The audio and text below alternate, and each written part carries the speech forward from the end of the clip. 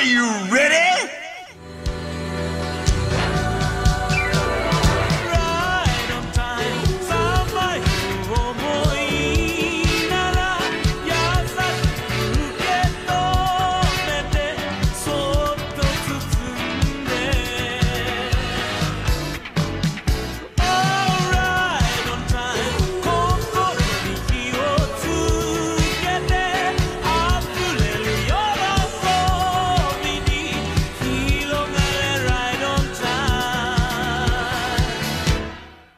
Hello, everybody, and welcome to another episode of the Weeb Club podcast.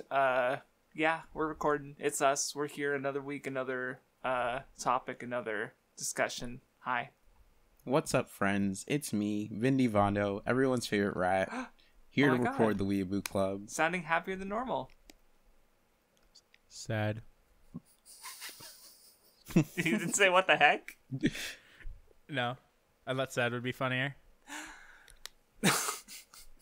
What the heck? I had to make a decision.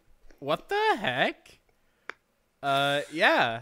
How are y'all doing? Doing okay. I don't know. Not doing okay. Oh, no. No. Sad. Employment, sad face. Customers, sad face. Comments, happy face. I'll The get back to you Fortnite on video that one. came out. Yes, people seem to like it, or think it was cringe, you know. No, anyone who said it was cringe were people that, like, I'm convinced anyone who said this is cringe didn't actually watch it and are just saying that because it's Fortnite, right? Because, like, I mean, the Ice King says, I heard you guys say you did a Fortnite episode and I thought it was going to be bad because, you know, Fortnite. But after watching it, I thought this episode was really, really good. Thanks for the entertainment.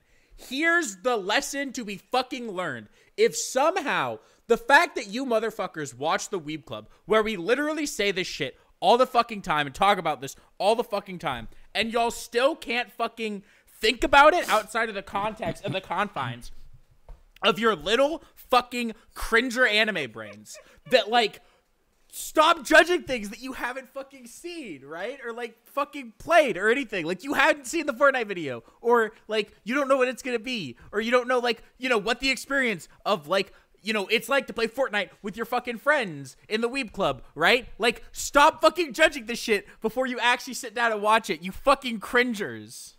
Fuck. They're so cringe. Ryan Thomas. Ice King's not, though, because he did watch it. Yeah, so. Ryan Thomas says, what is suppressing his true love of Fortnite? And that was like it's so funny to me because he was like trying so hard to like dislike it, but then he was like seemed to legitimately be enjoying himself. So yeah, and it was so funny because the entire first like bit of it, he was like, "I'm gonna ruin it. I'm gonna make it terrible." And then we really started playing, and like at the beginning, he was doing the thing that he'll do when he doesn't like something. And he just tries to nitpick every little aspect of it, you know what I mean? Mm-hmm. Like, he's like, oh, why do I have to do this? Why is there this? This is dumb. This is dumb. And then slowly that stopped as he had more and more and more fun playing. Yeah. Did he just, like, mostly drive around? And, you know, did he get a kill? I don't think so. But, he killed, you know. no, he did. I'm pretty sure he did. Okay, did he? All right.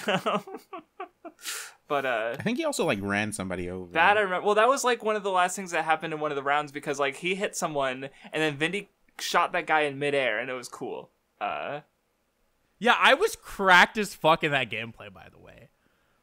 Like, I was watching it and there were moments where like Crafts was showing something else, and so just in the corner, I'm like killing squads, just like fucking murdering everyone. Well, like I was so trying to keep it relatively balanced as to who was shown, but I definitely think Vindy had more. Well, because like Teodai mentions like, oh yeah, it's just Vindy soloing squads of 4 and everyone else just a fucking round, and I felt sad because I know I was legitimately trying my hardest. Well, and then the second half of this comment is so good because then in the second round they all survive. And then in the round where they all survive, they get together to beat the last squad. Like Craftsdwarf 1v1 someone, what hit someone with a car. That's truly an anime OP starts playing in the final episode type moment. If this isn't the power of friendship at work, I don't know what is. And I agree. This is absolutely a power of friendship video. It was so funny. I think my favorite moment in the video from when I watched it back, because it was super funny, is like I threw like a grenade that like sends like people flying at my feet to send me into the guy, and I blew you back, and you're like, "Thanks, Vindy." I'm like, "I'm hitting a clip. Hold on." Well, because like there I am trying my hardest, and you literally like throw me under the bus so you can like pog out or brag out or whatever, and I'm just like, fucking can't play this game with this man because it just steals my kills and like. Don't mind me. Fun. I'm just mauling in the corner. It was a fun time. I'd do it again. All right, I'm ready to move on to the I had a great time. Yeah, no, it was fun. God, the video was well received. All right.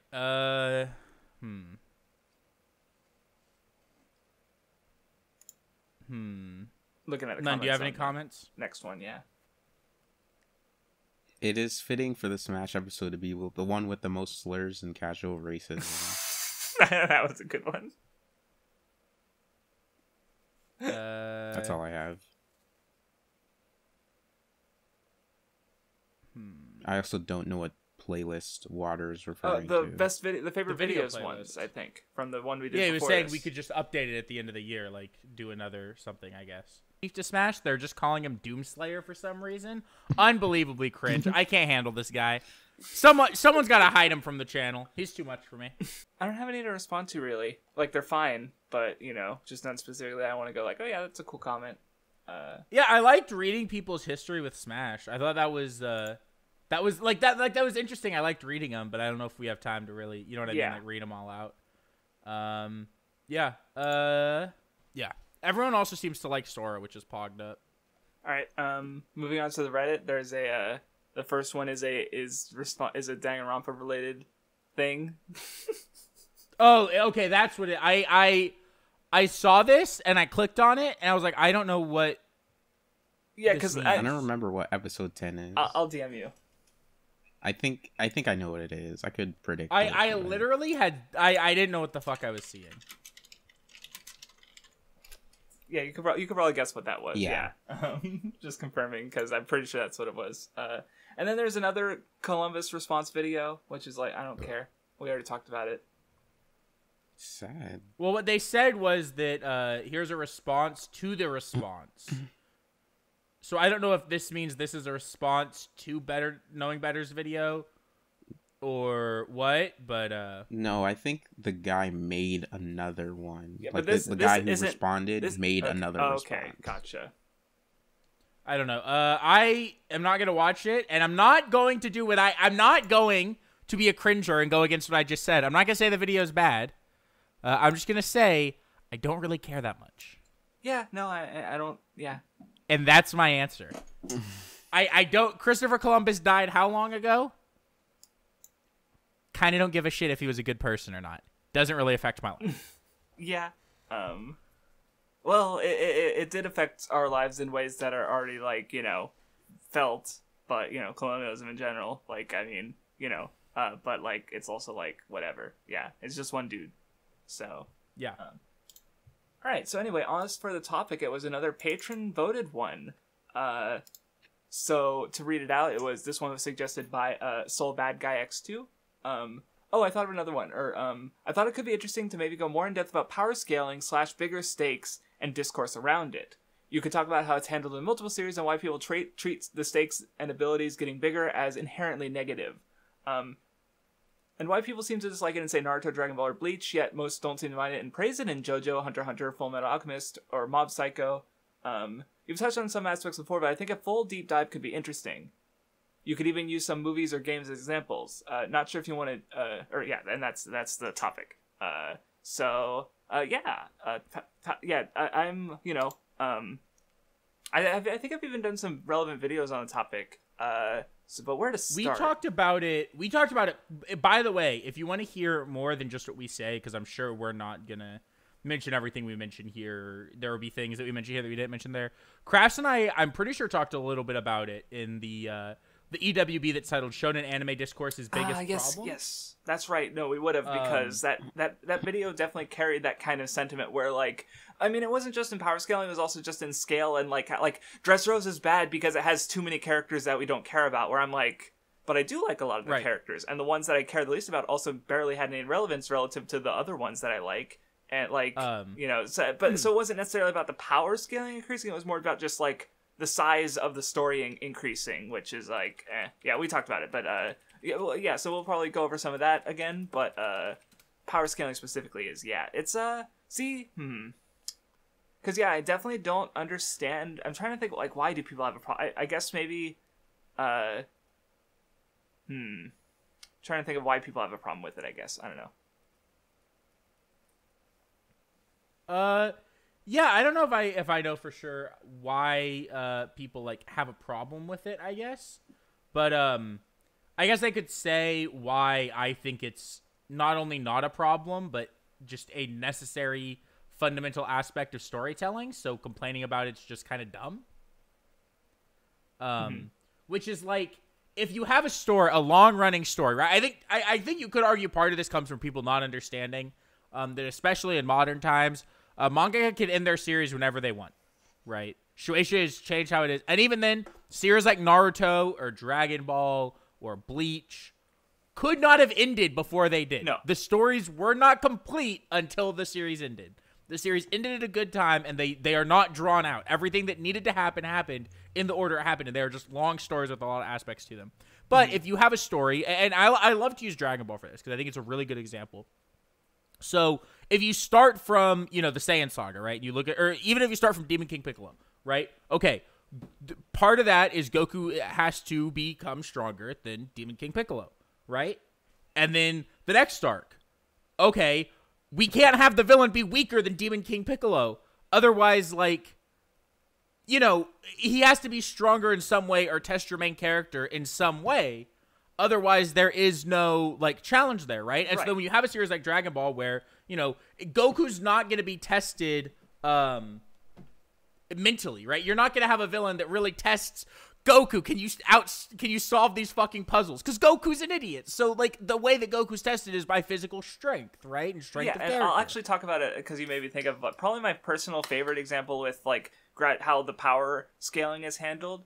But and how I always think about it is because Shonen, Battle Shonen has this lineage with wuxia films and these kind of stories where what character wins in a fight wrestling is determined by it's like an ideological conflict, right? And so the strength of their fighting ability is also the strength of their ideals. So as the story continues, the characters' ideals become more refined. They better. They're them becoming stronger. Is them they're becoming stronger as a person as well. So I think when you have that kind of language, it's only natural for the story to increase in its power scaling just by nature of how these stories are told. Just because okay, if they're a stronger person now, then they're going to have stronger powers to reflect that, which also means they need stronger opposition that both opposes them in a stronger ideological way while also being strong, right? So it's just I also think. Go on. Oh, sorry. You go.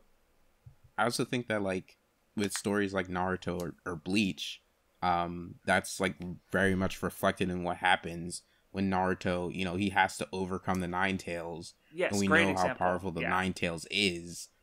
And so him becoming friends with Kurama and him conquering this demon inside of himself, in the form of his hatred and all these things is one of the most thematically significant things in the series. Well, I think you could even and take with it, Bleach, this series likes to have Ichigo in some way represent his opponents, and they often do that by having him literally be part of their race in some kind of way. So as he understands it makes himself, sense why he gets Ichigo's so stronger. powerful, right? And Well, I think that you could even with Naruto, to go back to that, even outside of just him befriending Kurama, right? I think there's a lot more you can look at, right? Where you have, part of the pain arc, especially, Naruto is wrong at the end of part 1, right? And so then you have, he's slowly, every arc, and especially when you get to the pain arc, is legitimately Naruto, gaining his ideal, right? It is him, deciding what he cares about and how he feels about the world that he lives in and what he's going to do about that, right? Yeah, and I think the one that stands out to me the most in this conversation is Naruto getting the Rasen Shuriken, because like he did defeat Kakuzu, right? He got stronger, but that ability hurt him because like it cut up his cells and stuff, right? Because he was like contradicting his ideals and going down, like looking down Sasuke's path to better understand him, and so he didn't talk no jutsu Kakuzu, he just defeated him like Sasuke might. And so like it's not just like he's just getting stronger, right? Like there's a downside to that he had to like refine his ideals, getting sage mode, connections with Jiraiya, and like furthering his own understanding rather than going down Sasuke's path, that he really got stronger and actually like got the Rasen Shuriken as a tool in his arsenal instead of something that destroyed him, right? Yeah, that's something that like I definitely thought about a lot. How like people will say that, oh, Naruto has utilized the Nine Tails even when he, like, even before he could control it, he was still, like, using it. And technically, in some instances, it helped him survive, but it's still this element that can distance him from his own dreams and not make his, like, what he's trying to do be a reality. Mm-hmm. Because, like, when he's using the Nine Tails, he's not talk no jutsuing or learning anything or understanding other people. Right, or he's hurting the people around him who he cares about, right? Which is risking cutting off that bond. Like, if he killed Sakura instead of just hurt her, there's a bond that he's lost, right? It's dangerous for him to use the Nine-Tailed Fox. Exactly. Yeah, and, like, if he didn't overcome it when he was, like, fighting pain, he would have, like, he would have completely messed up everything there. Mm-hmm. You were saying something, Vindy? Oh, just like, yeah, I mean, him using the Nine Tails is seen as like a bad thing, right? And so, but I think even outside of like the ideological conflict, just for a story to like, and people love to say, oh, it needs to have stakes or it needs to have, like tension. Okay, you can't have that if you're not at least somewhat worried that like the hero has to overcome, like if there's not an actual like mountain for the hero to overcome, then like there's no like story there, right? No, like there's nothing really like the only like there's nothing super exciting except for like, oh, Trunks is really strong when Frieza shows up and Trunks just cuts him in half, right? If that's how every fight in every series went, you would be fucking bored reading it. So that means that Cell has to be stronger than Frieza because Goku just beat Frieza, right? Like they even just show that because when we do see 17 and 18 and Trunks sees them in action, he goes, okay, that's weird. They're stronger than they are in my timeline. Like there's a tension at because they're not even as like they already destroyed the fucking humanity in Trunks' timeline, and now they're somehow even stronger for no reason that they figured out, right? Like. So the tension is enhanced by their strength, right? So like, and yeah, because I think a lot when people like have problems with it is that they're recognizing the construct of storytelling, but instead of like stepping back and going like, okay, why is the story like this? They're just like complaining that the story is a fictional story. Like they're recognizing that's not real, but like that should have been step one, and they're just like they're acting like they're woke now, I guess, because it's like, oh. Someone made this up, and the story's just gonna keep getting bigger. It's like, cause fucking stories are told. The stories are being told. So yeah, I don't know. Right.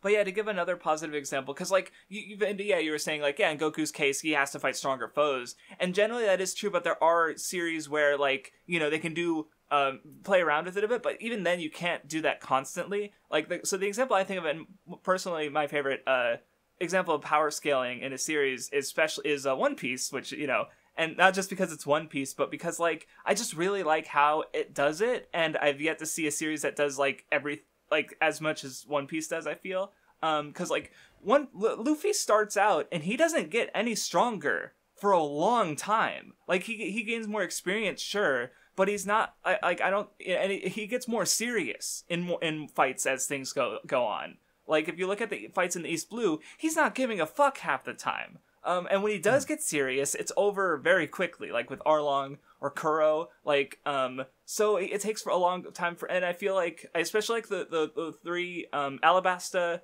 Skypiea, and then Davy back fight, because you kind of have, like, with Crocodile, Luffy's giving it his all for the first time. Like, this is the first time he's, like, lost and in the series. And he's, he loses twice to Crocodile because he's still treating him like his foes before, where they're weaker than him, so he's just sticking around. Until the last fight where he actually gives it his all and finally beats Crocodile, like, going one-on-one and giving everything. Then you have Eneru, who is, like, technically way stronger than him, but he has, like, an advantage because of Rubber Beats Lightning, so he's able to win. And then after that, you have Foxy, where he is way weaker than Luffy, but Luffy's really stupid and gullible, and Foxy has a really tricky power, and so he's, like, they're able to fight more evenly just because, like, Foxy is he's Luffy's natural enemy in the same way Luffy is Eneru's natural enemy. And the fact that, like, these three major foes, like yeah, there's Bellamy in there as well, but the fact that overall, like, these three foes just, like, lead right into each other, right before Water 7, where we have Luffy, like, exceeding those prior limits and getting the gears, like, I just really like that, like, structure there and how, like, it fully explores Luffy's capabilities before he finally gets his first power-up around chapter 400. So that's personally why it's, like, my favorite example of, like, power scaling in a series. And yeah, it does factor into Luffy's character arc, of course, but, like, because yeah, like, with Goku is, like, there would be ways to write a weaker character giving Goku a struggle, but again, I don't think you can't have every opponent be Foxy, right? Because I don't think that would be interesting for that long. And I think, so yeah, like in Dragon Ball's case, they focus on more giving the the antagonists, they have different ideals or sort of, they represent a different, like, conflict and such. So, yeah. Right. Yeah, and I do think there are examples of series where, like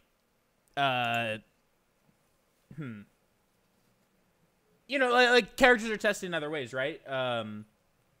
I'm trying to think of one off the top of my head. Or I think it happens a lot in JoJo's, where if you look just inside of a part, a lot of times, but JoJo's is different because the fights in JoJo's aren't the same as, like, a fight in Dragon Ball, right?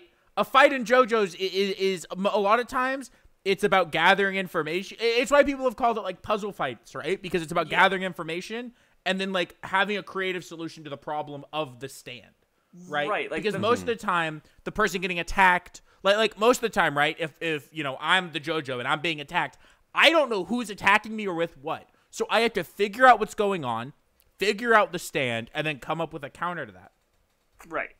And I think, and also, I've heard Araki even, like, kind of made stands as a way to kind of, like, avoid that, I was just the weakest one or whatever. Like, those kind of, like, common lines you get in battle series where they're talking about how, to advance the power, and just like, this foe is stronger than before. So yeah, he kind of used those as a way, because, like, in general, the protagonists, like Josuke doesn't get any new powers in the entirety of part 4, I'm pretty sure. He only has Crazy Diamond and, like, Star where, obviously some of the other main character stands are a little different, but overall their the protagonist powers stay roughly the same.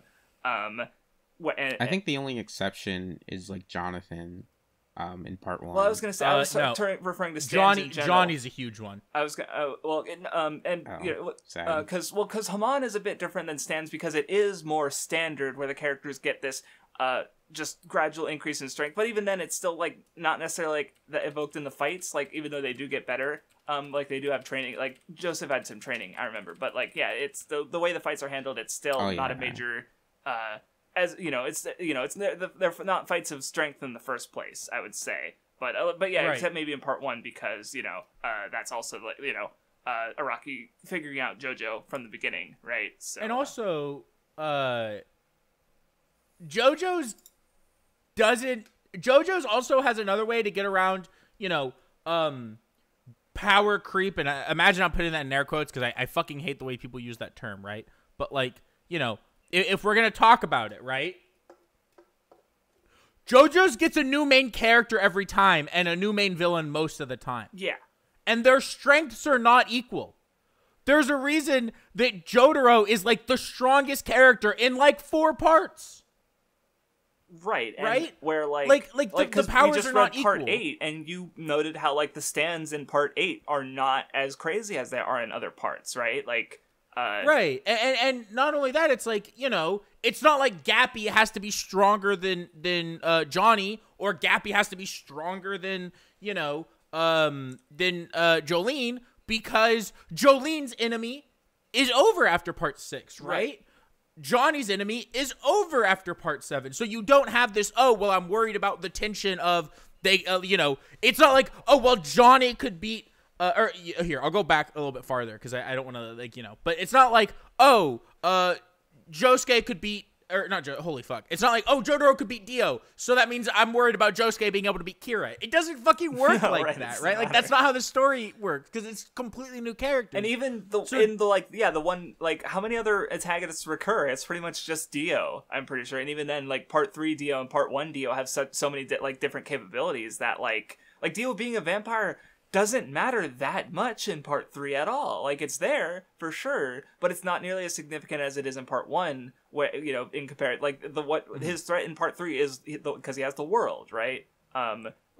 So his fight, the two fights are just so different just because of, you know, how, like, you know, the series, you know, changed from introducing stands. And that's like, how many other recurring antagonists before parts do you have? I don't think you have any whatsoever. Right. So yeah, and then to talk about another one that he asked, you know, why people don't seem to mind or praise it, and he mentioned Hunter x Hunter. If you want my honest answer, I think it's because Gon's level in Hunter x Hunter is so low relative to the rest of the series. Like if you want to be honest, right, in terms of like power level of Gon, outside of the one time he used a power up that hurt him, like we talked about Naruto did as well, right? Gon's power is so low relative to everything else in the series that if the series wasn't on hiatus, I would say currently it is far from over. You know what I mean? Yeah. Like, if Hunter x Hunter hadn't been on hiatus for, like, probably close to 2 years now, right? I think it's 2 or 3 years now. It's been on hiatus for a while. That, like, I would be willing to say that, like, we are nowhere close to the end of Hunter x Hunter, so people haven't had time to really notice, oh, wow, Gon started as nothing, and now he's, like, one of the strongest beings in the world, right? Because realistically, that is where Hunter x Hunter would go to end up as, you know... Even just from what we've seen, like, Gon and Killua are insanely talented and are literally, like, fighting alongside, like, 1 and 2 star hunters in the Chimera Antarc, despite being fucking novices, right? Because they are that good, even if, like, they still have a lot to learn, but they grow so absurdly quickly. And I don't think it shows up that much because a lot of the time they are up against foes who are stronger than them, right? Like the Phantom Troop, Genthru, the Ants, right? Like, even if they are, like, as far as, like, their peers, they are exceptionally talented, and like, you know, like, they shoot above other hunters, as we continue to see. But again, I don't think it stands out as much because they're always fighting foes that are just so much stronger than them, right? But I would also say that, like, the quote unquote power creep or whatever is there within the antagonists, just because, you know, the ants are so much more powerful than anything. It literally does the start of the story. And also Dark Continent is like crazy. And I'm pretty sure I would think they're going to be stronger than the ants. No, yeah, we already know they are. Yeah, because they go, oh yeah, I haven't read the ants. All of it, they are ranked B+ as far as like threats from the Dark Continent. Yeah, like, and they're like, Meruem is maybe an A. The Dark Continent's an S. Like, it just tells you straight up. Right. Well, like, yeah, no, and which is also, because, so he didn't mention this explicitly, but I have a feeling people don't have a problem with the power creep in Yu Yu Hakusho, even though Yu Yu Hakusho does, like, 90% of the shit that people bitch about in other Battle Shonen series, but gets off scot-free because it's regarded as good. Because it's short. That's my answer. I actually think, no, like, being completely honest, I think that's why Yu Yu Hakusho doesn't get it, is because it's short, so people almost have less time to think about the story. Like, it's so weird how, like, people are so bad at talking about storytelling. The more they think about it, the worse their takes become. So Yu Yu Hakusho being short, same with FMA being short, right? Same with Hunter x Hunter being insanely incomplete. People don't have as much time to think about these stories and decide, well, this might be dumb, instead of like, okay, well, what is this in service of the story? Or alternatively, right? So they can't complain about Yu Yu Hakusho because it's over as soon as it starts. Or alternatively, because they get the whole story in a relatively shorter amount of time, they're not forgetting shit as it goes on for, like, you know, because that too. Because like, you know, people are gonna have less stupid takes about Naruto or Bleach reading them than watching them, because it's so much quicker to read them than it is to watch them, right?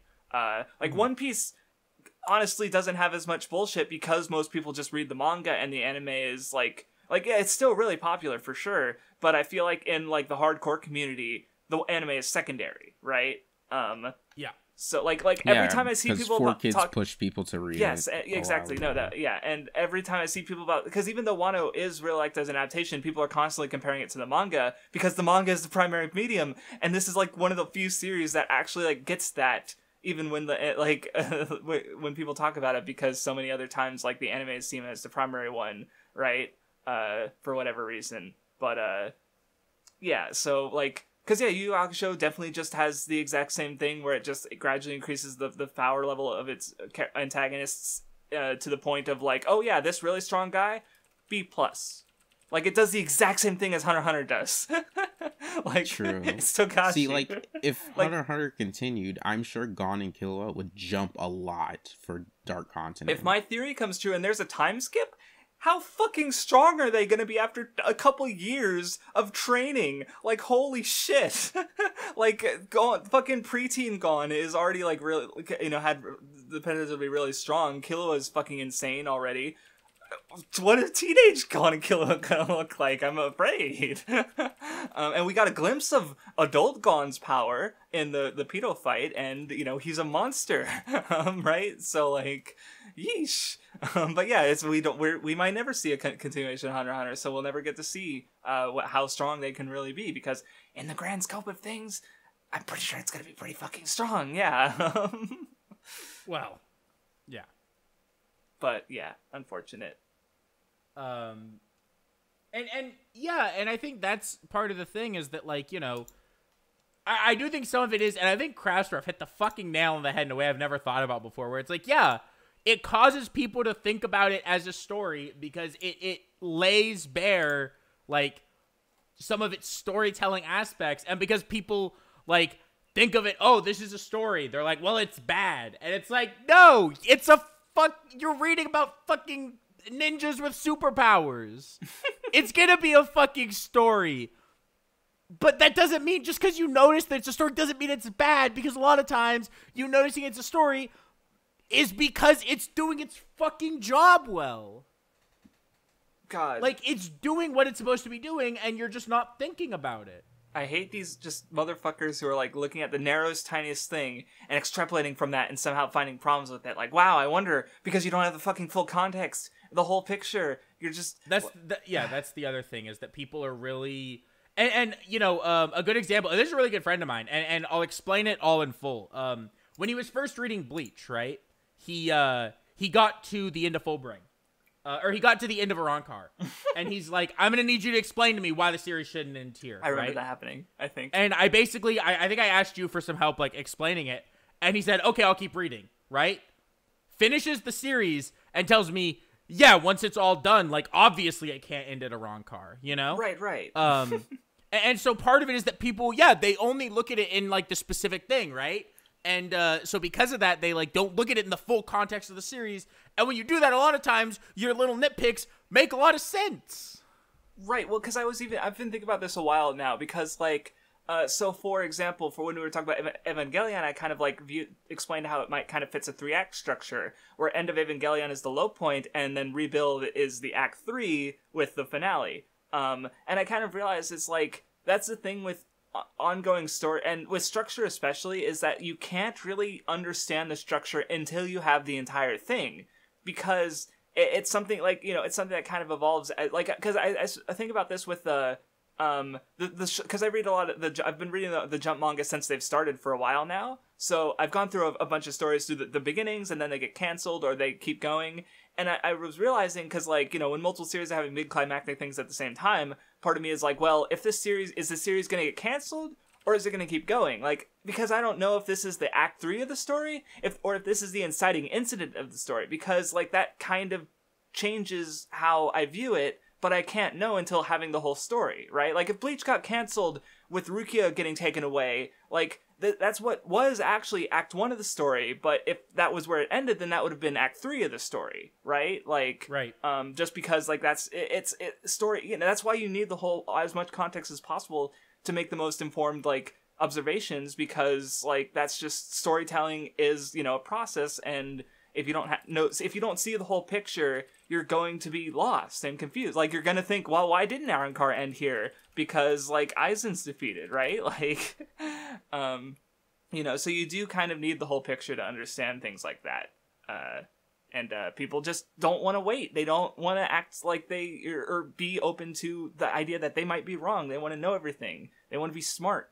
And so they say stupid shit because they think it's smart, and they're not. They're dumbasses.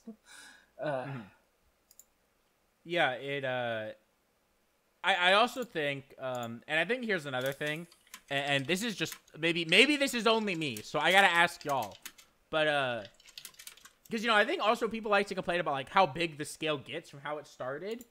Do y'all not think it's fucking cool as shit when now it's like, oh, this fucking villain could destroy the fucking planet? Like, I love when it gets to these ridiculously high, like, levels of power. It's awesome. No, yeah, and especially, like, I mentioned this on, like, I think it was episode 0, but I feel the need to mention it again just because I'm just so, like, again, it goes back to the perspective thing, like, Naruto, they were ninjas, but then they're kaiju battles. But it's like, motherfucker, just because, like, this is the first, okay, you're a baby, this is the first ninja story you've seen. Japan has a much longer history of them. It is a battle shonen ninja story. Like, they fucking knew what they were getting into when they started it. Yeah, not every ninja story is gonna, like, that would be so boring if everything that used ninjas had to be traditional ninjas. And, like, right. Naruto was, like, literally designed around not being a traditional ninja. Like, the reason why he's blonde and looks the way he does is because he's not supposed to act like. And it's not like Kishimoto doesn't know, because he references so many, like, ninja stories and, like, folktale and mythology from, like, religion. Like, he knows the background. Because he references it, like, there's so, like, I've seen some threads and people talking about it. Like, there are so many references that we just do not, like, notice because we don't, like, you know, we don't know the folklore and the history and all these ninja stories. Like, I saw one mention how, like, Jiraiya's appearance is based off a particular kabuki play, and, like, he's modeled by a lion, and one of the things the lion does is, like, push the cub down, like, a crevice, a ravine, or something. Like Naruto does, or like Jiraiya does with Naruto to get him to learn the summoning. He pushes him down a fucking cliff, and he has to summon Gamabutsu or he fucking dies, right? Like, there's a reference there, but we don't know that story, so we're not going to pick up on that reference. Where if you're a fucking kid in Japan or a teenager in Japan, you'll be like, I understood that reference, right? Like, because it's a fucking Japanese story. Right. Well, and then on top of that, you know, like, even saying that is just missing even, like, a large part of the point of Naruto, where Naruto makes it very clear what a ninja is in the context of the story. And it even says, like, a shinobi is someone who endures, right? Like, in Naruto, a ninja is not, we hide in the shadow. It's not fucking Power Rangers Ninja Storm, okay? No, your concept of a ninja is not what a ninja is in fucking Naruto, right? It is, like, the story makes it very clear what a ninja is in the terms of the story, and that it's not just, like, someone who sneaks around and is only in the shadows. And even that is, like... It's more than that. There's a language, like, because I talk about it a bit in my video, in the Talk no Jutsu one, but there's, like, a language thing there, because the word that the word for endurance, it has the nin in it, like ninja. And but it's also responding to the culture idea of, like, Gintama also goes into the same thing with shinobi as, like, tools, right, as objects to be wielded by their lord, right, or as like the English translation of the Viz manga. I'm gonna fucking cry with Haku. Like, he even says, like, the way you read the kanji for shinobi is it can be read because it's made up with the kanji of heart and blade, so you can read it as, like, cutting away with your heart with a blade. So Naruto is meant to be a response to the cultural idea of shinobi that, you know, that follows this lineage of shinobi, of ninja stories, right? And what, by using another meaning, and, like, fuck, like, it's doing so much that we just don't have the context to, because we don't speak the language, we don't have that background of ninja stories translated for easy consumption, like. And so when people go like, it's not about ninjas, but it's like, it is. It's a battle shonen manga about ninjas, and that's exactly what it is. When Naruto's a giant fucking fox demon with Susanoo armor from Sasuke, like, it's still what it is, what it always was. Like, it's not portraying anything. Like, come on. Can we go back a second? I can't believe what I just heard, and I need to make sure that I did hear it correctly. Did Craftsdwarf just bring up Gintama analysis to make a legitimate point? I mean, well, because when I was in reading a positive light, I was noticing that it was dealing with similar ideas with the similar, because it's also dealing with a historical thing, right? Like, and ninjas, right? So you're right. I don't hate Gintama. shocked. It's just funny to shit on it all the time. I'm sorry. Just like Srirachi making his character shit in his manga. Did Craftsdwarf just admit that the scatological jokes are in fact humorous? Let's not go that far. That's what you just said. No, I'm just saying that he makes it's shit. No, you said it's funny to call it shit, just like Srirachi making his character shit. I don't think that's what I Meaning said. you said that is actually almost verbatim. I'm gaslighting you. Fuck off. That's not what I fucking said. Meaning you said that it's funny when I'm going to buy some rat poison. Kondo shits his pants. Watch what you eat. Don't order Uber Eats for a while.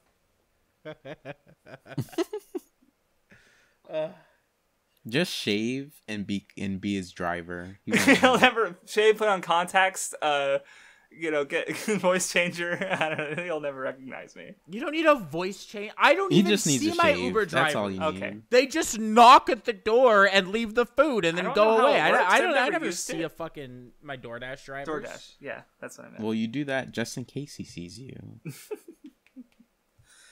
All right. Trying to think if I have more to say.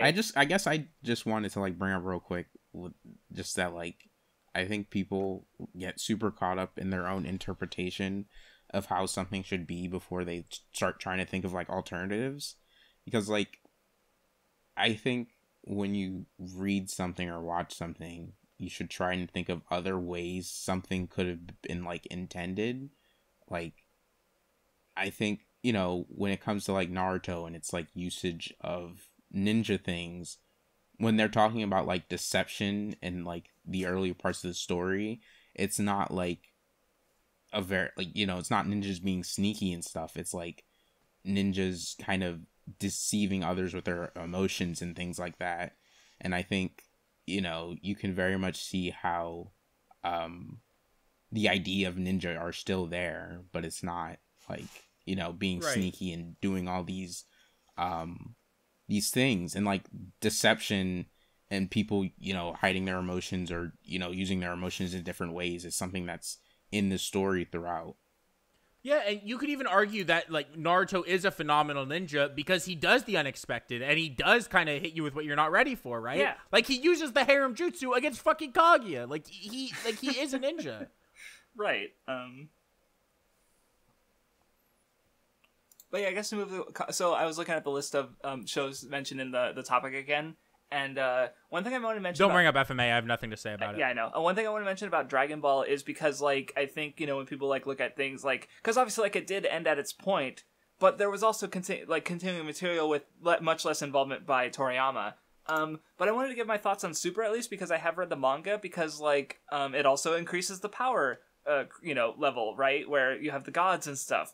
But even that, but I guess as someone who, doesn't mind the increase in power level, like, I mean, with Dragon Ball specifically, I think if there is an issue, it's just like, maybe it isn't always the best at showing how strong the characters are, because, like, I like to compare it to One Punch Man, because, like, what Saitama does, like, he technically, like, he doesn't show off, or he we know he isn't as strong as the Dragon Ball characters with just what he shows, but the art, or the artistry, like how it displays the powers, like him punching the clouds away and shit, looks really fucking cool, right? And you don't always get that in Dragon Ball, because like at the levels they are, they'll destroy like whole solar systems and stuff, and that's like a little can of worms that understandably doesn't want to get open. But even then, like so I understand like that issue, even though it's pretty minor for me personally, because like, and as far as like the story continuing is like the original Dragon Ball is over, but I can still like read the new stuff and not like be too fussed about it. And I do think like there's good stuff there. Like I do like Beerus, and I do. One thing that's different and interesting about the newer stuff is that Goku is not the strongest guy, there's lots of people around who are just stronger than him, and because they're not antagonists, or at least they're not like villains, they're still able to like be around and be stronger than him without, and like that kind of changes things a little bit, and I think it's interesting and cool. Even if at the end of the day I don't, if I were to rank the super arcs with the Dragon Ball arcs from the original manga, it would be, they'd all be in the lower half, but it's like I'm still got some enjoyment out of it. So I don't know. You actually made me think of something I do want to touch on in this which is One Punch Man, right? Because I did say, it's not interesting if it's, everything's just like the Trunks thing, which is how One Punch Man is, right? Well, yeah. But One Punch Man isn't fair to bring up in the conversation because One Punch Man is a series built around the idea that it would be fucking boring if that happened. Yeah. No, because that's the whole, right. Like, every single fight. Yes, but One Punch Man isn't boring.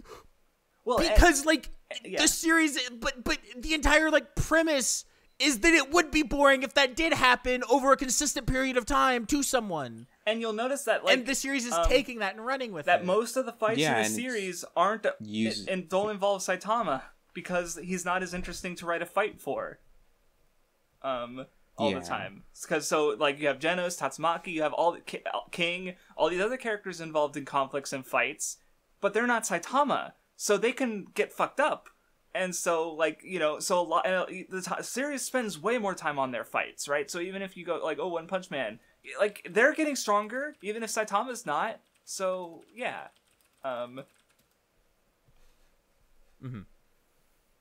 Right. But, yeah, that's all I have to say about the... I don't think I have much more to say about the topic either, because we're all in agreement, basically. Basically, I would say, to, sum up my thoughts on the idea of power creep, it's not, first of all, fundamentally, it is not a problem. Nothing in a story can fundamentally it's just a tool. Be bad. It's a tool every time. Right? It's not about how it's not about the tool itself, it's about how it's used, right? So... And so when people say so you can automatically discredit anyone, and if you do this, you should not do this because it's dumb as fuck, who says it has power creep, therefore it's bad, or therefore it's a problem. And I would say that not only that, it's kind of necessary for long-form stories, and I think people just are really dumb about long-form stories, and that's why they say shit like that. Yeah. All right. So if we are done with the topic, then we can move on to Blue Period episode 2. Pog. Yeah. So me and Nunmanji, what did you think? Well, you watched it last week. Why are you asking me? You watched it the most recent. Because I feel like you haven't talked much. He was talking. You're so toxic. Vinny actually just hates me. It's unbelievable. It's that the real answer is that I feel like I've been talking too much, so I don't want to talk. Anyway, this episode I thought it was a really good episode. Fuck, I'm trying to remember what happened in this one because I watched it with episode 1, so they're just kind of they blended together. No, I remember even right. Do I have to actually talk about it since I watched it earlier today? Well, I mean, the biggest thing this episode was stuff with his mom. Where she found out that he was picking up painting, and they kind of avoided the subject for a good while before they finally brought it up. Yeah, they avoided it for because she found out during summer vacation, right? And he brought it up after becoming a third year, so it was 9 months they avoided it. Essentially, I don't think it was a long ass time because it would have because that's how long it is from fucking. Summer and August. I mean, so maybe not 9 months, but it's summer and August to April. Yeah, no, yeah. I was just thinking 9 was a little bit much, but no, it was. So it was what? Quite a while. 8 to 4, so 8 months. My bad. Okay, not as long. Okay, my bad. That was okay. But no, yeah, that was and I'm trying to think of what else to talk about because the scene where that happens is really good. But what else happened in the episode? Because one girl got accepted into the school she was trying to go for. I'm pretty sure. Yeah, she did. A lot of the episode before outside of him not telling his mom stuff, which was a large part of the episode, it was focused on how like it was very much focused on like, okay, you know, he's trying to get better at art, right? So he starts and he's by far the worst, right, in his in the art club, right? At the drawings they're doing, the whatever, like the stills. And so he gets mad. He does 30 of them over summer break and gets a lot better, right? And so a lot of it's just kind of him slowly getting better. Or not, I mean, it is slowly, but, you know, it happens for us all at once because at this point, like a year has passed since the series started almost. Yeah. And, you know, so in that time, like, he's gotten a lot better. And so a lot of it's focused on him getting better. There's one moment where the girl who does get accepted into a college praises his art and he blushes. And I love how he gets when people praise his art. I think it's really funny. Yes. And, but yeah, and I guess what we were talking about earlier was how, like, because they went through the first, year almost pretty fucking quickly. Which, you know, to get to graduation, and and I guess we were expecting that, like, the bulk of the series, at least for the foreseeable future, will be on the following year of him slowly getting better at art and trying to break. Because, like, I guess, you know, because he is, like, relatively new to it, there's, like, so much for him to learn, but I expect he's going to, like, plateau and kind of, like, have to figure out, like, overcome those walls, and those will be, like, the big character moments and stuff, going forward, maybe, but that's just a guess. Because I don't expect the series to have this sort of speed all the way through. He'll be an old man by the time the first core is done. Hello?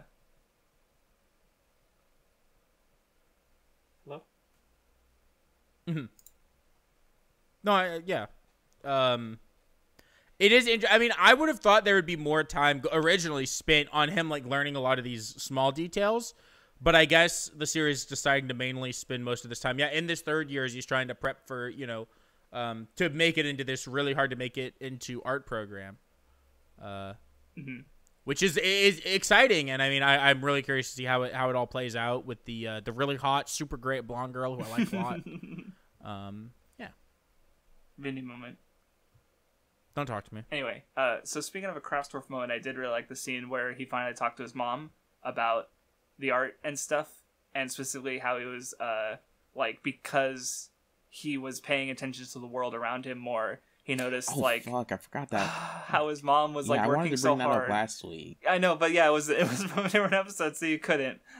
So you want to talk about it a bit, because I have my thing to say, I'm sure. No, go ahead. Okay. No, yeah, but it's just like the way, you know, he noticed, like, you know, how she was working so hard and, like, eating the worst food for, you know, to give everyone else, you know, the energy they need. And the way he's just like, I'm sorry for being a terrible son. I was tearing up. Oh, it was good.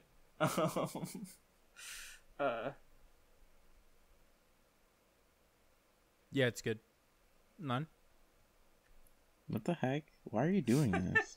You acted like you had stuff you wanted to... No. I wanted to talk about it last week, but it's already passed.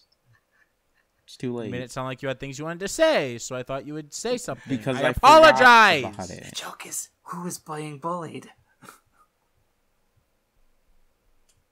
Not me, or me. Not me. That was Fuck. the Okay, joke. you know what? Bullied so hard he doesn't know who's admitted being the bullied. It's not you. But yeah, It's not me, haha.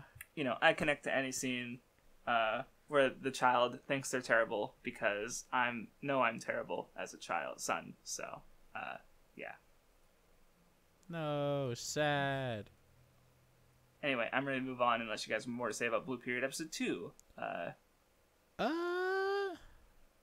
No. Looking forward. I'm enjoying it a lot. Good OP. Yes, and I'm hoping next week I'm curious about because next week I'll watch the episode closer to the actual, like, discussion, because just of how the series was being released and the shit subs, and yeah, so yeah, looking forward to next week. As always, you know, it's a good show, but all right. What did you think about the opening of it? It's good. Vindy, Bondo. Oh, he said it was good. I don't know if you have more to say, though. I liked it. Yeah, I thought it was good. I liked the song a lot. Not my favorite opening this season, but we'll get to that.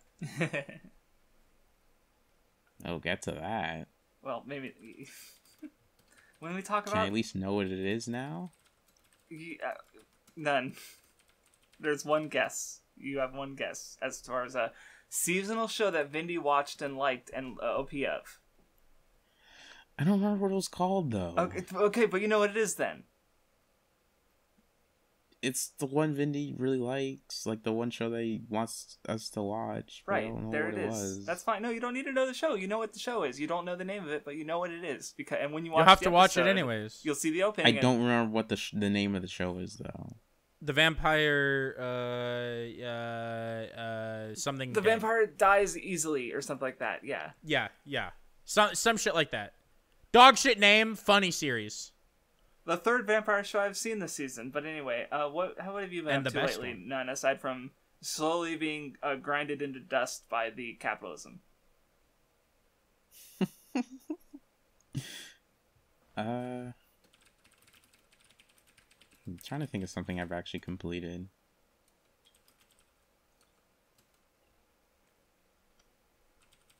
At least you have I'm Marvel gonna have to movies to check. fall back on. But Yeah, we could talk about Infinity War since you've literally left me hanging 5 times when I've asked you what you thought of the fucking movie.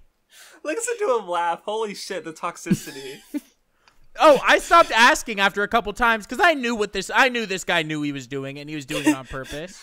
Listen to him laugh. Oh my god. What? Yeah. Oh, I'm being hard bullied, as says him. black No, we know ass? it's me. Anyway, so Black Panther. Well, I guess that answers my question. Hard as black as? Black Panther. I don't know. Why did you say that movie? In response to fill out the blank of what I said.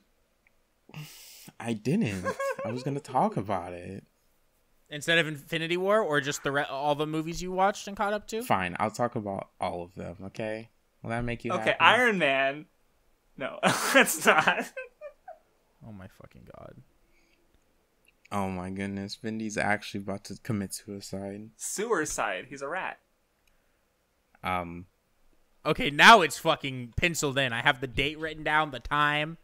Goodbye, everyone. Holy shit. I'm just gonna. I liked Black Panther a lot more than I thought I would. I think that at least from people who express their opinions on it, I think I like it more than a lot of the people in the servers. I think I think it's a lot in large part because I think Killmonger is such a good antagonist. Killmonger's really good, yeah. Yeah, he is. Top, one of the top antagonists in the MCU. It's probably too early to say that, so never mind. I was gonna say, I think he's definitely more interesting to me than Thanos, but I haven't seen in Endgame yet, so I can't really say that. I think Killmonger is it's really tough to word this too, because I think it's such a, I guess somebody could be sensitive about it, but I think in a lot of ways he can very much represent a very negative aspect of the quote unquote black community. Mm-hmm. This just general idea of how people who have been oppressed in some way can being bitter and trying to get back at what has happened to them, they in turn start to embody aspects of their oppressors.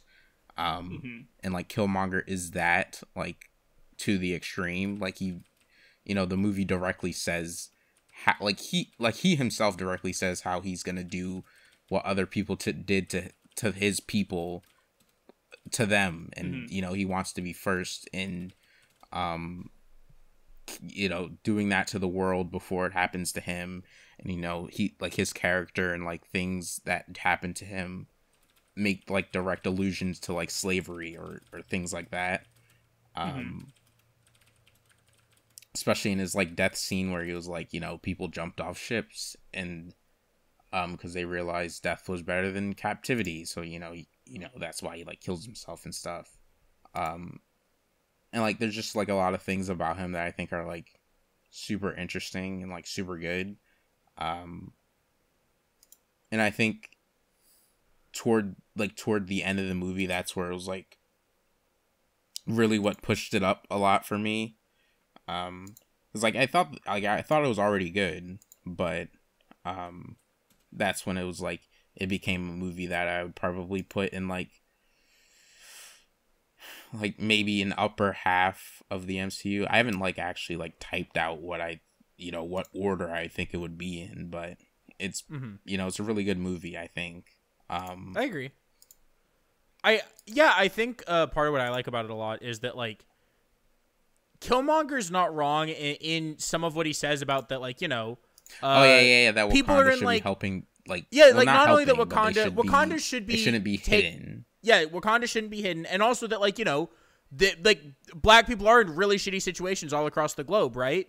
The thing is, the way he wants to go about doing it is what makes him bad, right? Because he doesn't want to go about it and like, improve everyone's lives and like have people work together, which is kind of what, the theme of the movie is about, is that like, Wakanda should be helping people and working with people and trying to create like more of like a, you know what I mean? Like Wakanda should be sharing their stuff and creating like a more equality in terms of, like true equality, right? Like Wakanda shares what they have with people, and then, it should help lift these communities up. But instead, Killmonger wants to take the marginalized and have them become the oppressors, Right. And like that's where he's wrong, and that's what I think is like super sick. That T'Challa himself isn't that's his name, right? Yeah, T'Challa.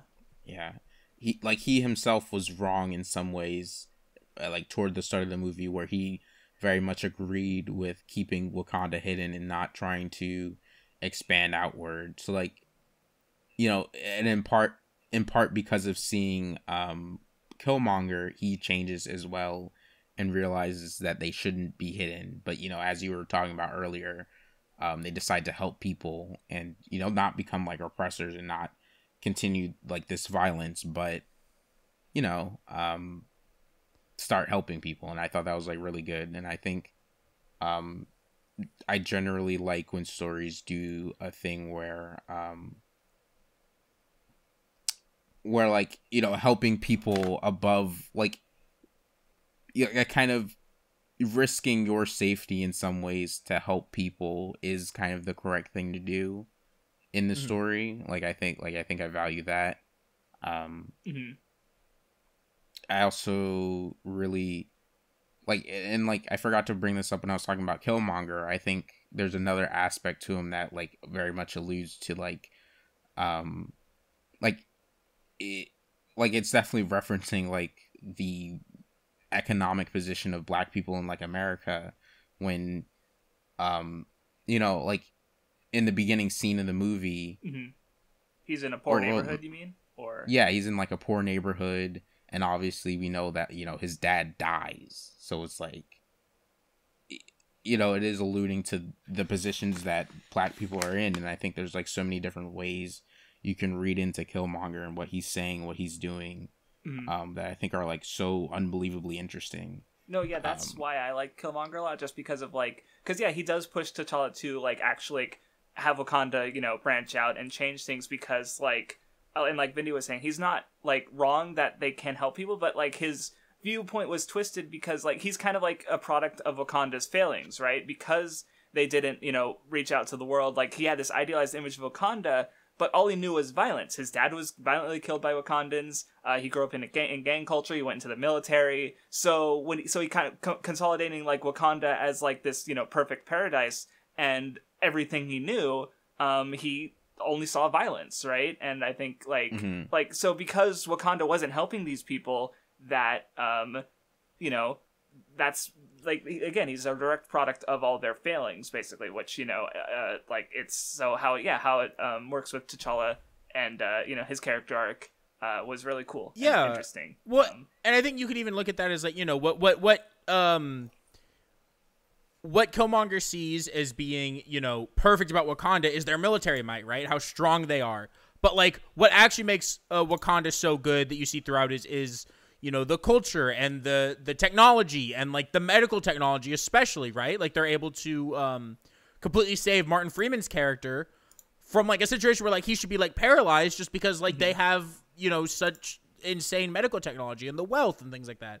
And that like he just doesn't see that, and he only sees it as, we have vibranium which can be used for military might. And, in that way, that's where he's that's why he even his view of Wakanda is twisted from what it really is. Right. Mm-hmm. And like, yeah, he like also just generally thinks,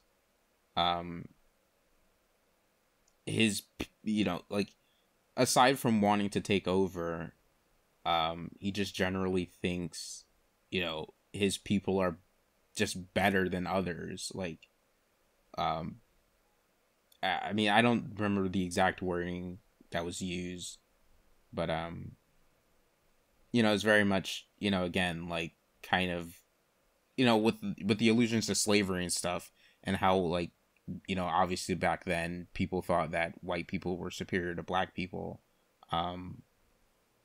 He's kind of doing the same thing here. Right. And that's why I think Killmonger's such like an interesting character. Yeah, I think what makes it so cool is I don't know if I could say it like this, but like kind of a little bit of a critique of like, you could see him as like a critique of like, I don't know how to say it. I don't want to say it like that. Okay, well, yeah, I think what I'll say, and maybe it could help you, is that like, I think what makes Killmonger so good is that like he's right in a lot of ways, but wrong in like a lot of like his conclusions that he reaches from where he's correct almost. Where like he has these ideas that are true or correct or, better than what's going on, but then like his conclusions that he draws from that are false. And some of that is because of his upbringing, some of that is because, like the play, like how he was raised and things like that. And I get I know what you're trying to say, but I feel like less so than even you not wanting to say it, I can't say it almost because I'm, you know what I mean? But I do get what you're saying about like, like in some ways you see that he could be critiquing certain like I don't know if the mentalities that people have. Yeah, yes. That's a good way to say it. Yes, thank you. Because like, yeah, like when I was watching the movie, I just thought he was like he's like the most extreme and the most negative kind, like he's very much like the most negative people you could find with that kind of like mindset and within the community, like those communities, I guess. And obviously like it's a very, very, very, very small minority of people within those communities that are like that, but they do exist. And that's why I think he's like so interesting. And like it's weird that like when I finished the movie, I thought to myself, and I literally thought to myself, damn, that cut deep. Like, I don't use that wording, but I just thought that cut deep. Mm-hmm. I think, I could definitely see myself watching Black Panther again and trying to think about things more, because it's legitimately one of the most interesting movies in the MCU to me now, which I didn't think. No, yeah, because this is one of the few that you'd seen before, right? I think. Yeah, but I don't know if it's because I've seen it before. I mean, maybe. I don't know. Well, yeah, but like you still want to rewatch it. That's cool. Yeah. Oh, okay. I see what you're saying. Referring. Like, because like for some of the MCU, I've seen them like 3 times now. And, there's some that I, don't really care to watch again. Like, I'm like, do I need to rewatch that one? But like, but yeah, so like, that you've still seen it twice and you're like, yeah, I could watch it again. That's cool. Yeah. Endgame soon! Fuck! Sorry. I'm very excited. I hope you can catch up and do you just want to leave it there, None? Or would you be willing to... Okay. Infinity War, and I might as well also talk about Ant-Man and the Wasp. Okay, cool. No, go ahead. Infinity War was good. I thought that it was really cool how it was really cool to see the Guardians of the Galaxy like finally actually meet other people in the MCU. Yeah. Like Tony Stark and Spider-Man and stuff. Especially when they like the character interactions like, are The so goat line? Are you talking about the goat line? The what master do you serve? What am I supposed to say? Jesus? That whole interaction Maybe is so fucking good. Like, there's so many. Like, I love how the movie is just able to take all these characters from this universe and play like these specific things off of each other in like the perfect way, right? Like when Rocket sees Bucky and he's like, can I have that gun? And he's like, no. Can I have the arm? And he's like, walks away. He's like, I'm getting that arm. Because Rocket always, like, he takes people's fucking, like, for artificial parts. And so, like, that's, like, the perfect interaction. And that stuff just happens all the time. And it's really good. Or another one from that scene was, just, like, you're from Earth. I'm from Missouri, dumbass. It's like, that's on Earth. There's just lots of good jokes, in the movie. Keep going, Nun. Sorry. No, it's fine. Like I like how they fight when it's like, and like even after they show their faces, they're still like a little hostile toward each other, even though like, you know, Star-Lord should clearly be able to tell that they're like human and stuff and not like working for Thanos. But I guess because he's just been in space for so long, it doesn't. You know, he hasn't been to Earth in such a long time or anything. He just didn't even think about it. So he's just like, it was just so stupid for him to do that, but it was funny. I also thought it was pretty cool to finally see Thanos. I think, you know, I think at least from what people seem to say about him, I don't love him as much as other people seem to, I guess. Like I do understand what his like motivations are, and I do think it works and stuff. I guess it's just not something that I particularly connect to, I guess.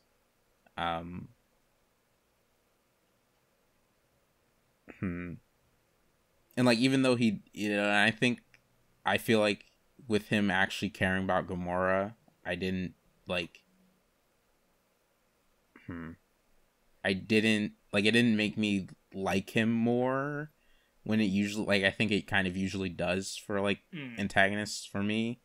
Like, you know, like, oh, he actually does care about Gamora, and like, so it's like, you know, it is something to like him for, but even that was like, you know, it didn't make me love him, I guess. I do wonder if well, maybe this isn't a problem for you, but I just had the thought of overhype and like, cause then like Infinity, like, cause you were talking about it while we were watching it, Vindy, but like Infinity War became iconic like instantly. Yeah, right? it's on the level that we talked about with Avengers 1. It's like that level of like being iconic, being such a I didn't realize it until I really started thinking about it.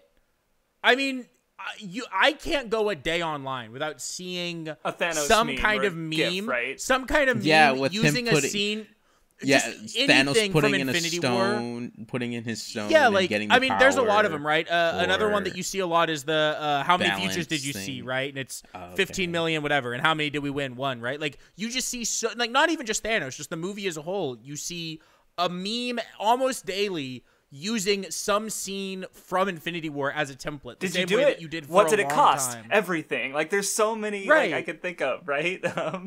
Because and just like yeah, the way the movie just kind of propelled Thanos into being like kind of a big fucking deal, right? Like because people know him and recognize him. Like I was even thinking about it because you know, and these comparisons are kind of cringe. Like oh, this is our generation's blank, but I do think like Infinity War and Endgame are like this generation's Star Wars. Because, like, Star Wars was such a big fucking deal at the time, and there was nothing like it in cinema. And I feel like even though Thanos is our Darth Vader. Yeah, even though all these other companies are trying their whole expanded universe film thing, like, and obviously, like, yeah, they've happened before, like, you know, Godzilla, Legendary Pictures, but, like, this has such, like, an interconnected thing, and, like, the specific way in which Avengers and Infinity War and Endgame have become, like, so, like, known is like, yeah, it's our Star Wars, and like so as cringe as that might be to think, but it's kind of true, right? Because it's just like, because it is bigger. Like we literally have yeah, it's funny that our Star Wars isn't Star Wars because no one fucking likes the sequel trilogy, but it's also just doing the same thing again,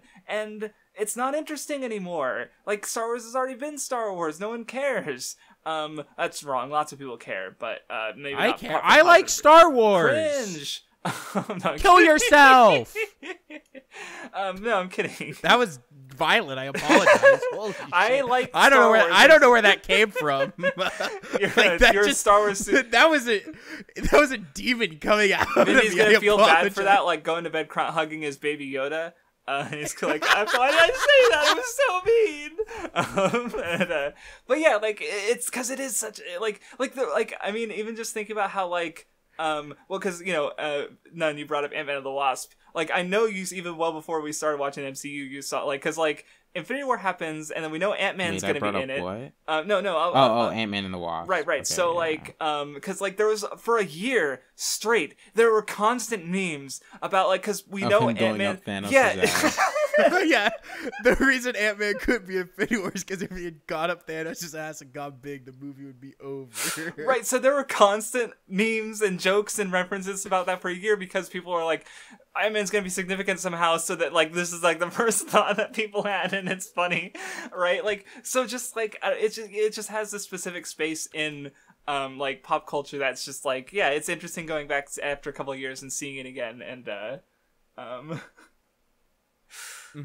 yeah, and there's and for me watching Infinity War for 2.5 hours, I was on the edge of my seat, engaged the entire time. I was just I was in the whole time. I like Infinity War.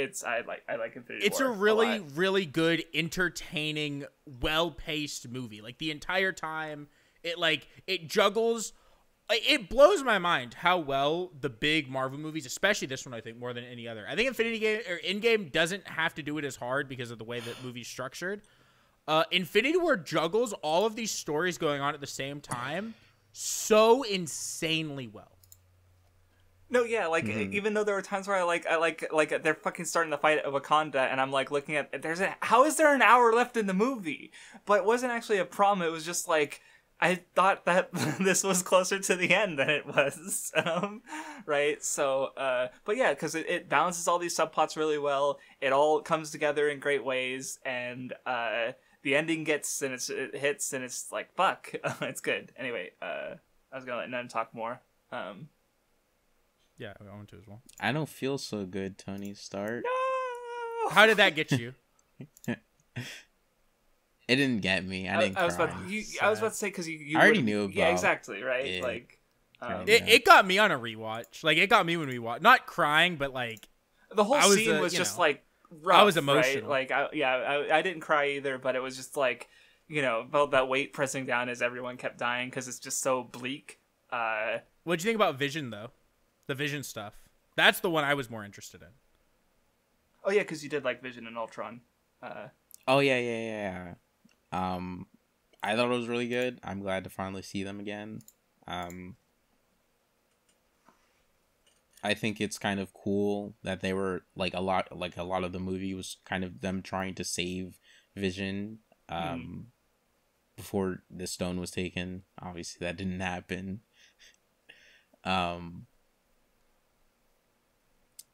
Yeah, I mean, I don't have much to say about that, but I did like it.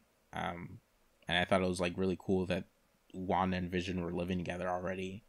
And it kind of makes sense why WandaVision is a thing, because I figured WandaVision would be the start of them living together, but I didn't because I didn't know they were already living together. Okay, yeah, I am looking forward to WandaVision now that you bring it up, just because that's the first thing that we'll be watching that I haven't seen yet. So yeah, I'm looking forward to that. I agree.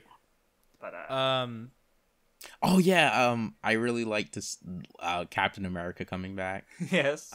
Yeah, I liked how it worked Tony, so well.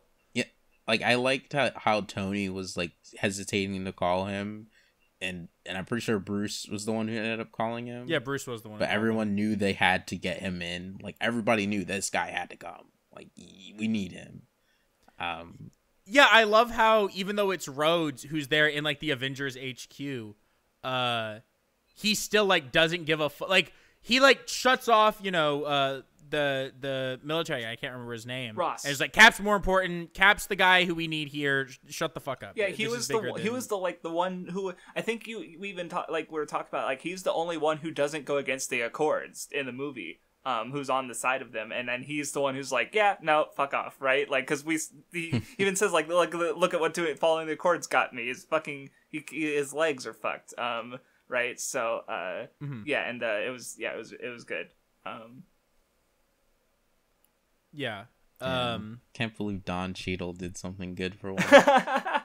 You're toxic. Yeah, I think that I like that he was in hiding with Black Widow as well. And didn't they have someone else with them? Black Widow's blonde haircut is bad. I agree. It's not good. I thought there was hopefully something it changes back. I don't know, but I really like that, you know, Civil War is at the very beginning of Phase 3, so you do have almost all of Phase 3 with Cap just being like a non-presence in the world, so it's so good to like see him back, you know. And then what else is there? There's just a bunch of little things in the movie that like I really like. Like, I love that everyone in the Guardians can speak Groot now. Yes, that's because really there are good. scenes where he's like being a teenager and like saying, everyone like, you is know, obviously responding to cursing, him, right? And yeah, everyone's responding. It's not just Rocket anymore, which is like, it's such a small thing, but I really like that. Like, it helps, you know, enhance to make a Star Wars, you know, thing that never happened in Star Wars, right? The only one who could ever speak Wookiee at the end of 6 is still just Han, right? But when you have a character who can speak whatever, and then everyone else in the group learns that language, it kind of enhances the time they've spent together and the bond they have, you know? I was thinking Star-Lord being supremely jealous of Thor is fucking great. He also has, I love his interactions with Peter, the two Peters interacting, because like, so you have one guy whose pop culture references stop in the 80s because he was kidnapped, and another a kid who wasn't even alive then, and so who calls them all old movies. And like there was a part where they're talking about the dance off, and he's like, "Oh, like Footloose, is it still the greatest movie ever made? It never was." And it's like, it was good. I just like there's so many like jokes and interactions in that movie. I am Groot. I am Steve Rogers. Like, it's just, that's such a. I forgot how fucking funny that line was. Holy shit! I forgot about that. Oh my god. I also think the scene of. With Hulk losing for the first time in a contest of strength, like what a good setup for Thanos, where the first fucking thing he does is punch out the Hulk, like, without the Infinity Stones. I know, but I don't think he didn't use them. That's what I mean. He doesn't. That's what I'm saying. Without the Infinity Stones, right. He takes out the Hulk in hand-to-hand combat. Yeah, like, holy shit, like, even like, and when him using the stones is really cool. Like the fucking one shot where he fucking destroys the fucking moon and like rains down moon pieces onto like everyone. Like, God, it's just like really cool. Yeah, his fight with that group that's on the planet is so good. Especially his shit with Doctor Strange is super great. And seeing all the team attacks was cool. In general. I think it's so cool that Groot was the handle for Thor's axe. Yes. That was awesome. His character arc was putting down his fucking video game and doing something for a change. But it was I like Groot's thing in general of him being a kid and growing up, like, before, like, you know, like, I like that he didn't just reset to being an adult. I'm pretty sure he will be an adult in either the Guardians Holiday Special that's coming out, I think, this year, or Guardians 3. Also, and I will say, real quick, I'm excited because I've heard this was confirmed. I need to double check, but apparently, like, it's not. He's the son of Groot. He isn't actually Groot. So it's not the same character. He's more of a descendant, basically. So the original Groot did die in Guardians 1, and this is his child, basically. So sad. I mean, I'm excited to see an adult Groot again, I guess.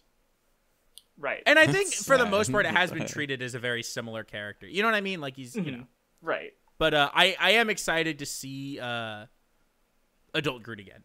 I think it's been long enough that seeing a Groot who's like, because like, you know, that was nice about Teenage Groot that he could finally kind of start to fight again. I think it'll be nice seeing a Groot that can take out, you know, like 20 guys, like that really good scene in the first Guardians. Yeah, like, kill them all and had his big dumb smile. Right. I love Thor's character arc. I love just the continuation of it. He's so good in this movie. I love the scene where he shows up in Wakanda. It's so fucking. It's like one of the best. Like, well, that's just I hype noticed, like that's the superhero moment where scenes. they play the Avengers theme in that movie. Like that's the specific moment, not like just Thor and Rocket and Groot coming in. That's the one time they do the actual Avengers theme in that movie, and it's done so well because like it does like a great job at showing everyone's like reactions, you know, and you have like, you know, most people are just happy and kind of excited. And Bruce, the one who spent the most time with Thor recently, like has like the most ecstatic reaction, you know, says they're screwed because he sees his friend. Because he thought he was dead too for a while, right? Like, so yeah. And yeah, it's cool. Good movie. It is really good. I'm very excited to watch Endgame again because I think there's some really, really phenomenal stuff in. So what did you think of Ant-Man and the Wasp? Because I think I liked it more than I did the first time, and I know Vindy liked it. I think it was good. It was roughly about as good as the first Ant-Man movie. I liked to see whatchamacallit. I don't remember what her name is outside. Oh yeah, Hope. Her, you know, actually having a suit and stuff. And them fighting together in some scenes. It was pretty cool. I really liked seeing like more. Is there more of that? I think there's more scenes overall of Ant-Man with his daughter. No, I think there was. It was really cute.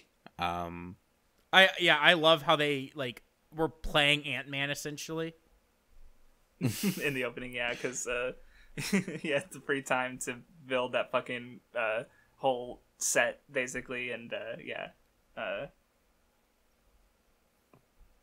I liked that, whatchamacallit. I think a lot of his, like, talks with his daughter were really good, especially for what it, like, helped him with. You know, a lot of them were like, you know, one of them I'm pretty sure was him kind of talking to her about what he should do. Like, you know, should he go help the professor and Hope with, you know, with whatchamacallit, you know, getting, well, because they like kicked him out, right? And because he kept, and he also like told Luis, and that got them busted because Luis knew it stuff. So when he was questioned, right? So like they, you know, didn't trust him in it, you know, because it was a failure. But you know, right, and so he had to talk with his daughter. Like he still feels like he should probably help get Hope's mother back. And so he does that, and it was like really cool. You know, I thought it was a good movie. I don't think there's like a lot that's like super stands out to me as something that's where I am, because for me it is one of my like relatively speaking least favorite Marvel movies, which is like it's still good, absolutely, but it's like 1 second. Was that a separate new Craftsdwarf character, aka Police Sirens? Fire truck, but you're close enough. Shit. So it's California. What do you expect? Anyway, maybe Motorcycle Guy couldn't get his engine revved up this early, so he used something else. Maybe that's the fire. No.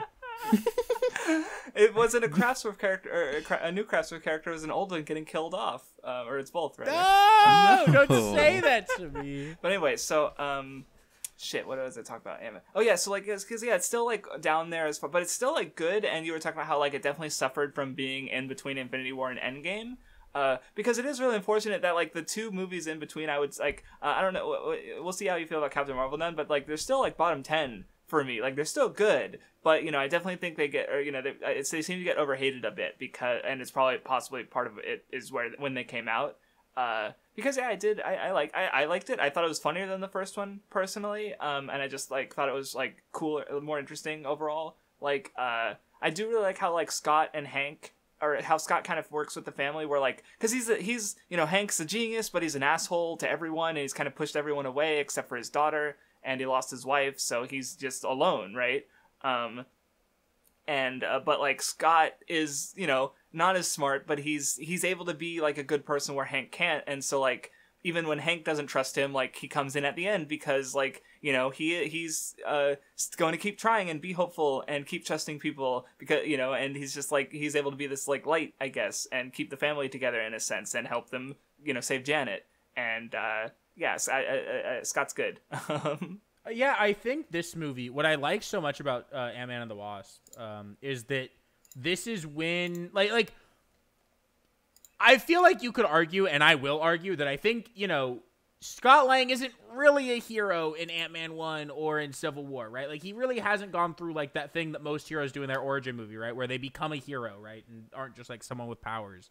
Kind of acting, you know, maybe just in their own self-interest. And I feel like this movie's really the one where it's like, at the end of this, it's like, yeah, Ant-Man is like a hero now, right? Like he's, you know what I mean? And I like that a lot. I like that, you know, his arc isn't really complete in Ant-Man 1 or in Civil War. It's really this one. And that's because his arc only came from the fact that he's done what he thought was the right thing or trusted people in the past, and it didn't work out for him, you know, like multiple times. And then now he's kind of like deciding that he's going to do the right thing anyways because that's who he is, you know? And I think it's really sick. Yeah, neat. Vindy? I watched, to keep the superhero discussion up, The Boys Season 2 last week. And it's really good. I think that it does a lot of stuff. Season 2 is good, and you know, the part of it, like of like kind of where the season starts in terms of like how the first season ended is like super sick.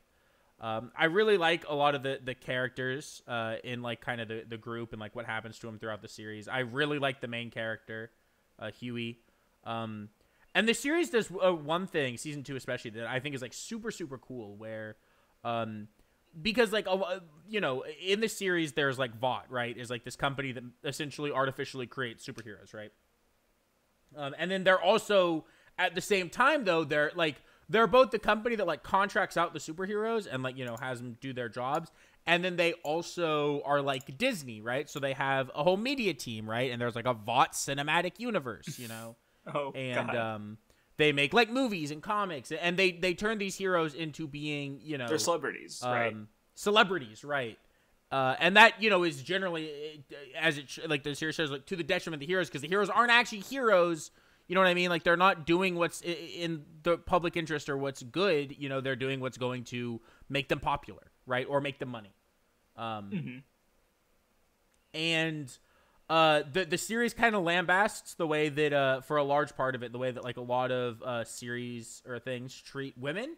And WattheWut has like this whole girls get it done thing that they're pushing with like the three, because there's like their version of like the Justice League, and there's like the 3 girls, and they keep going like girls get it done with the 3 females and the 7, right?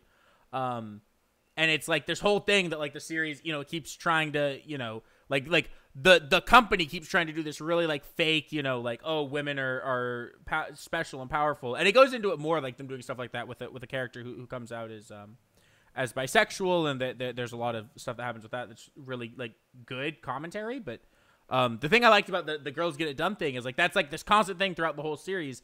And then like at the end of the season, there's like actually a scene where 4 female characters beat the shit out of like a female who's like one of the main villains. And like it's not just like and the reason for that is because in like the actual series, the females are the only good guys with superpowers. All the guys don't have superpowers. So when they're fighting a superhero at this certain point, the girls are actually the only one. Like, it's a legitimate, like, scene that makes a lot of sense for why the girls would be the ones to just curb stomp the shit out of this other person, you know? Mm-hmm. So the series, like, both, like, almost lambasts, like, the whole, like the in-game female scene, right? Where it is, like, a little over the top. And then has, like, a legitimately good scene of, you know what I mean? Like, that kind of thing.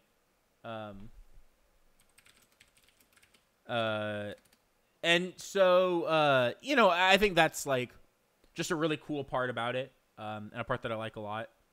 And yeah, I think overall it's really good. I'm excited for season 3. Season 2 ends on a pretty wild, like, cliffhanger.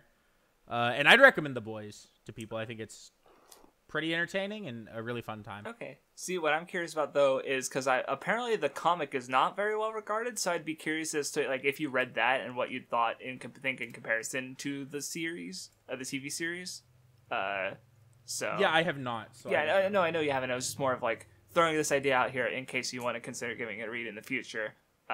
Just to kind of, like, you know, I don't know, see what's up, because yeah, I don't know. It's apparently it's kind of edgy. I don't maybe more so than the TV series. The series is the TV series is pretty edgy as well. Okay, but I think it doesn't go. I don't feel like the series goes overboard with how edgy it is. Right, like, it is very fucking edgy, but I don't think it's, like, ridiculously edgy. Okay, yeah. But, like, because, like, I feel like you're the only, or I don't remember hearing a lot of people who liked it, but I also, like, don't think there's anyone I know who's actually seen the show in full and maybe just, like, you know, heard things about it or heard things about the comic, right? So that's why I'm kind of interested in, like, another perspective on, you know, because you like it. So yeah, neat. That's all I want to add, basically. Epic. So, assuming you're done, for me, funnily enough, I talked about this on an episode where Vindy wasn't here. But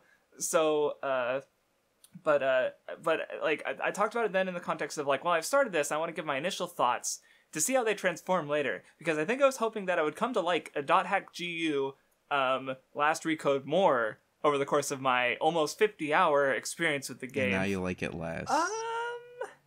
I'd say I like it about the same, I think. Because, like, it still has all the same problems, and the good stuff is still there.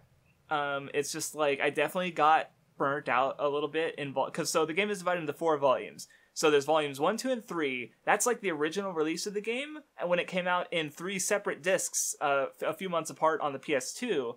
And then in 2017, they were released as Last Recode with those 3 volumes, a 4th volume that's like an epilogue that's it's new stuff, and including, like, anime-esque, like, cutscenes where previously they were just done in the game engine, or at least, like, you know, 3D, you know, like the game, where this one, like, they actually have, like, style change volume 4.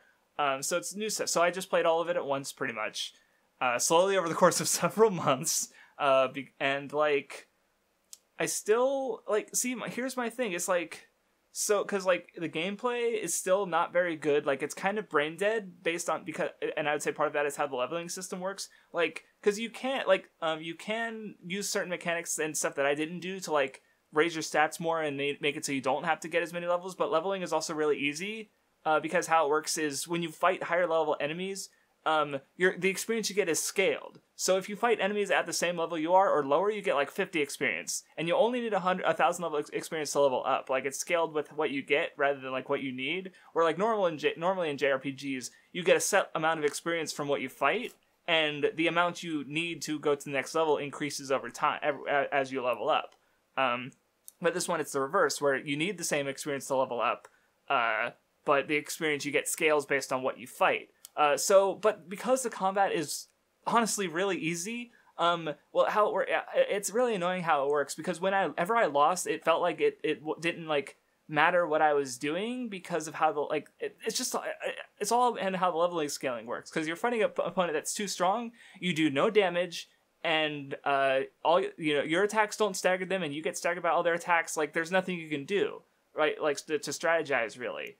and like you just get stronger, which is using items to raise your stats or leveling up.